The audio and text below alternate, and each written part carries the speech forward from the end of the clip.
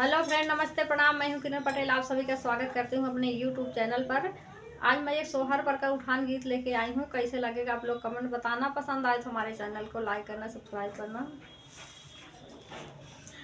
पहिले पहिले माई गवने आए पिया मुझावाई लागे न पिया मुझावाई लागे न हो धाना माई मोरी बाहू तई खारा बता ओना से बचाई के रहू हो धाना माई मोरी बहुत जारी जंगारी ताऊना से बचाई के रहू हो।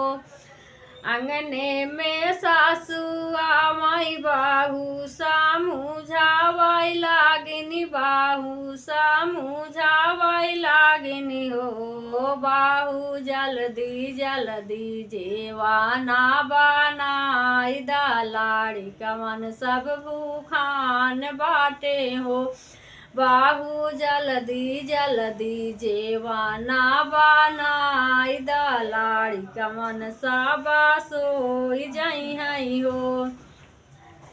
अमवा के पातावा पे चाउर दीहिन महुअक पात पे पिसान दीही महुअक पात पे पिसान दीही हो सखिया काटा हल्के पातावा पे दाल दीहिन रोज से सायार दीहिन रोज से ज्यादा दीही हो।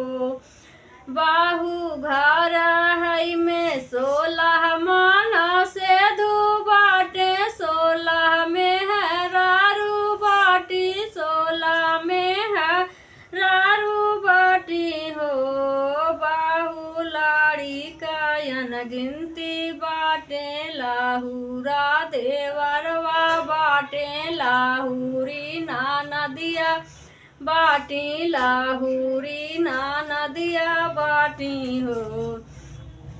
बाहू ही में कुकुरौ बिलार बाटे गौआ चारवा बाटे गौआ चारवा बाटे हो बाहू ये ताना जाने का जेवाना बनावऊ बनाई के खियाई दीहू काले मना सबके ढाक दीहू हो बाहू ये ताना जाने का जेवाना बनायू बनाई के खियाई दीहू काले मना सबके ढाक दीहू हो।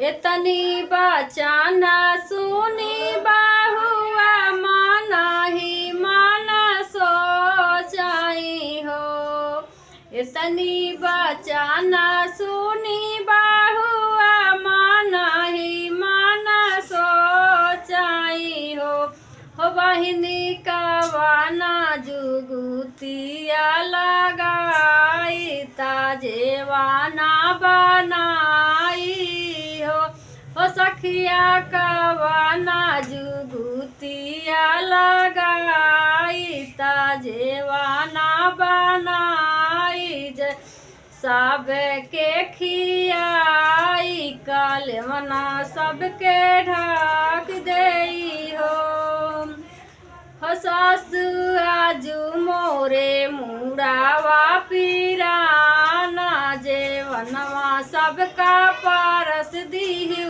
हो सासु आजू मोरा मुड़ावा पीराना जेवनवा सबके पारस दीहू हो। इतनी बचान सुनाई सासु तमूर कपार पिटाई लागिन छान छापर तोड़ाई लागी हो इतनी बचान सुनाई सासु तमूर कपार फोड़ाई लागिन छान छापर तोड़ाई लागी हो बाहु कमने दानवंती कई बिटिया परोसायु न दे जानियु हो। बाहु कमने धनवंती का बिटिया परोसायु न दे जानियु हो। सूबेदार के हम बिटिया हई हवलदार के नातिनिया ही हवलदार के हम नातिनिया ही हो। सासु तुहु आहु धनवंती कई बिटिया परोस के खियाई देती हो। सासु तुहु आहु धनवंती कई बिटिया परोस के खियाई देती हो।